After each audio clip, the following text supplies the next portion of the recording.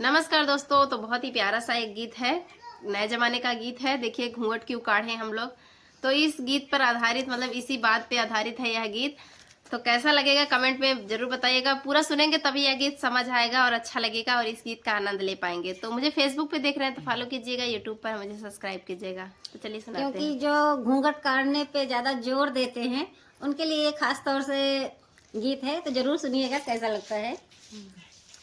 भारत के लाज गई सारी, घूंघट हम काहे के काढ़ी। भारत के लाज गई सारी, घूंघट हम काहे के काढ़ी।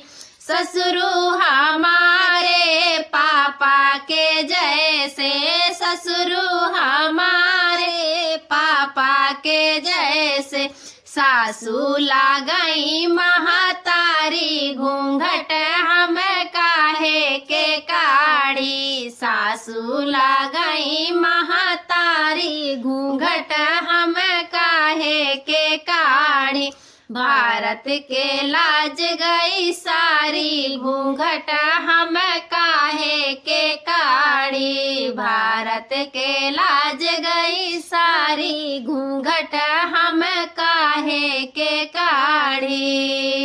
जेठा हमारे भैया के जैसे, जेठा हमारे भैया के जैसे।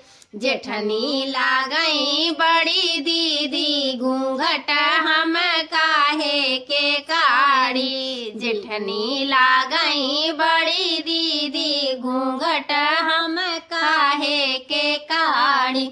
भारत के लाज गई सारी, घूंघट हम काहे के काढ़ी। भारत के लाज गई सारी, घूंघट हम काहे के काढ़ी। देवर हमारे भैया के जैसे, देवर हमारे भैया के जैसे। ननदी लागई बहन प्यारी, घूंघट हम काहे के काढ़ी। ननदी लागई बहन प्यारी, घूंघट हम काहे के काढ़ी। भारत के लाज गई सारी, घूंघट हम काहे के काढ़ी। तो कैसा लगा कमेंट बताइए।